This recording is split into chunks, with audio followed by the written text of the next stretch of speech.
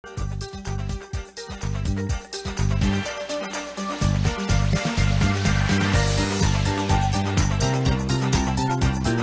tal? ¿Cómo estamos? Buenas tardes, bienvenidos. Esto es La Entrevista aquí en TV Noticias 7.3. Soy Rocío Aliaga y presento este espacio que es para conversar la información que se nos va ahí entre noticia y jornada. Bueno, para ser un feriado está bastante agitado este día en el que todavía se mueven los temas respecto de la política y más allá de la política, de lo judicial, ¿no? Que es donde estamos caminando ahora en estos fueros para aclarar un poco el panorama. Nos acompaña el doctor Fernando Ugaz, abogado penalista. ¿Cómo estamos, doctor Ugaz? Buena tarde. ¿Cómo así hemos pasado de pronto de voces del fujimorismo que señalaban qué buen trabajo el de la Fiscalía? Finalmente, ya un poco que le endosaban el tema, fue por nuestras acusaciones fiscales que se empezaron a poner allí las pilas y empezó a caminar de pronto muy bien, poco más, y felicitan el trabajo a las voces que hemos escuchado de pronto de persecución política y demás. ¿Qué está pasando, doctor Ugaz? Buenas tardes. Muy buenas tardes, gracias por la invitación. En principio, digamos, más allá de las opiniones políticas que pueden haber de Fuerza Popular, de sus líderes, ¿correcto?, y de todas las observaciones que hacen pues cualquier persona que es desalojada, allanada, incautada, ¿no? Claro. Más allá de esa sensación, de esa mortificación normal, yo creo que habría que analizar y observar el tema de fondo, ¿no? A ver. Se entiende que el doctor Pérez Gómez está dentro de una investigación que se le ha abierto por el tema de los financiamientos de campaña, ¿correcto?, de la señora Keiko, dentro de un marco de un delito que es muy complejo, esto es lavado de activos. Ajá. Dentro de esa perspectiva, un fiscal diseña una estrategia donde verifica, por un lado, declaraciones de las personas que están involucradas, pero por otro lado comienza a corroborar y verificar si estos libros contables, informaciones de campaña o en el OMP, etcétera, tienen algún grado de corroboración. Claro. Dentro de esa estrategia, el fiscal comienza a averiguar, a llamar a determinadas personas que supuestamente han sido los aportantes y se encuentra que tenemos un Félix Guayas Meléndez, correcto, que ha declarado ante la policía y ha dicho que él firmó solamente un documento en blanco. Tenemos un Sandro Petruccelli Galdós, también bajo el mismo patrón. Y luego tenemos, por ejemplo, otra señora Mayra Castaños Dávila, que también describe que ella no tenía para pasaje para viajar, pero claro, sí tenía para un depósito de $45.000. Claro, gente que evidentemente a todas luces, bueno, no tiene pues a lo mejor y la solvencia, ¿no? Para de pronto, bueno, ¿qué voy a hacer con este dinero? Ah, lo aporto a una campaña política y de pronto figuran allí como y la verdad que estas cosas ya lo hemos visto en investigaciones de otros partidos políticos, sin ir muy lejos, en el caso de Humala y otros temas más. Aportantes. Y otros tomos más, aportantes fantasmas, operadores fantasmas o documentos sin corroboración. De tal manera que cuando un fiscal se encuentra con, digamos, estos elementos que no tienen sustento y corroboración, lo que comienza a plantear son hipótesis de trabajo. Una de ellas es la información que me ha traído formalmente la entidad, correcto, partidaria, no se corrobora y muchos datos son falsos.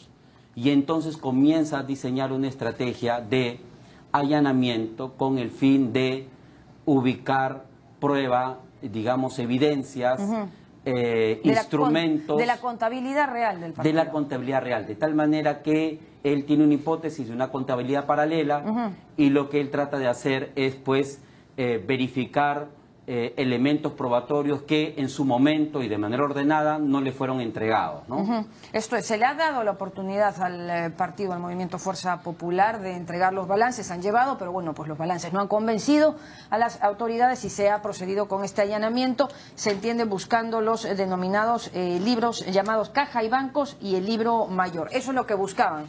Desde ayer la gente de la Fiscalía, vemos ahí en las imágenes, en estos locales de campaña. Sí, y de cierto que es bien complejo el tema de que una vez que el fiscal realiza una serie de elementos corroborativos, llama a testigos y estos testigos dicen, bueno, yo no he aportado, yo no he dado tal monto, yo no esto, entonces es bien difícil que se le vuelva a llamar a la persona y esta persona diga, sí, en efecto, me he equivocado, son falsos, etcétera. Claro. De tal manera que el diseño natural es, en efecto, realizar acciones inopinadas.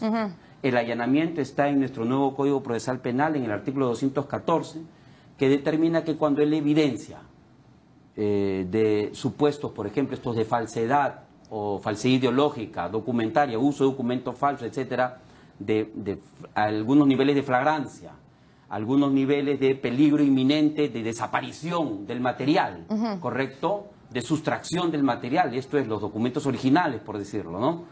Y otros elementos, entonces, sí el juez puede dotar de autorización al fiscal para que pueda realizar estos actos con unos fines específicos, ¿no? Esto es, doctor, ¿hay totalmente marco legal para proceder con lo que se ha dado ayer y no hay aquí ningún atropello a la democracia?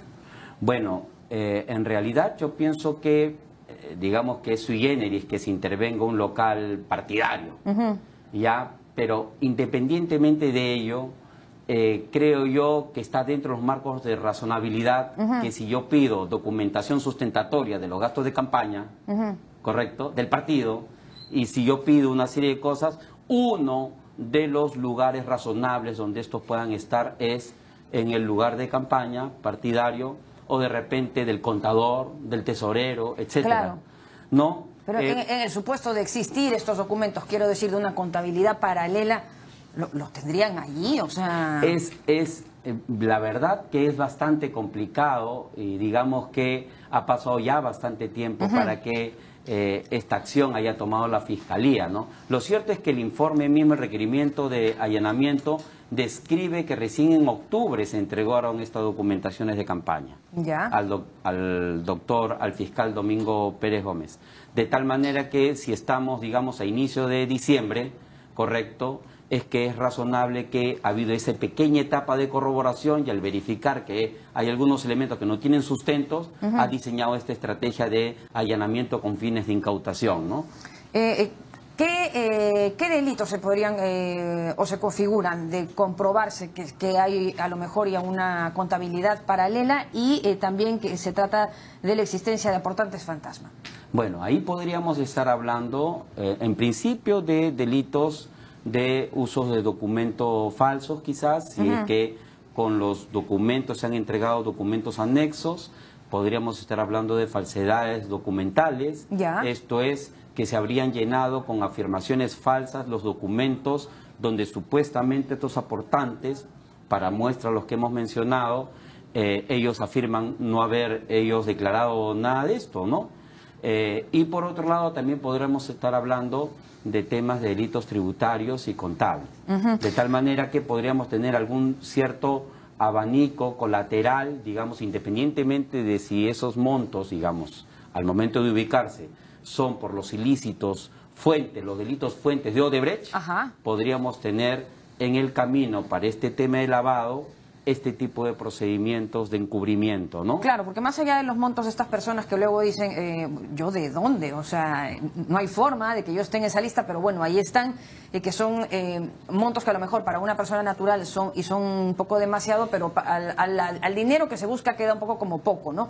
El fiscal Pérez de pronto también indica además que el fujimorismo no ha declarado más de 800.000 soles, dinero que corresponde a los gastos por publicidad de campaña del 2011. Por ahí estaría entonces un tanto los tiros que busca la Fiscalía. Sí, definitivamente. Y entonces, luego de tal incautación, digamos, ahora se han llevado alguna serie de documentos, se afirma que se han llevado 2 sobres Manila en Lima, y en Surco también se afirma que en el segundo piso existe toda una documentación contable. En realidad, luego de realizarse actos de incautación con fines instrumentales probatorios, ¿no? Normalmente pasa una pequeña etapa donde tienen que venir unos expertos contadores, peritos contables, que puedan masticar toda esta información y colocarlo a un nivel que nos permite en blanco y negro contrastar la información que había entregado inicialmente Fuerza Popular, el partido. ¿No? Fuerza Popular. Y doctor, rapidito, para terminar, ¿a quiénes alcanzarían estos delitos? ¿A quiénes comprometería del movimiento, del partido? Bueno, definitivamente que tendríamos acá cierta, digamos, participación de las personas que han estado al borde de la sustentación de estos temas, ¿no? ¿A los tesoreros? A los tesoreros, quizás contables, ¿no? O el tesorero, que no se acordaba, ¿no? La lideresa ahí en la Comisión Lavallato no se acordaba del nombre de la persona responsable de los dineros en su agrupación. Más allá, ¿no?, del tema de los aportantes fantasma y también amedrentados. Hay un testigo protegido que ha revelado al fiscal Pérez amedrentamiento para que cambie la versión. Bueno, tenemos todavía para conversar para rato. Doctor Ugaz, muchísimas gracias por haber estado con nosotros esta tarde. Nos vamos a la pausa. Regresamos con más en minutitos.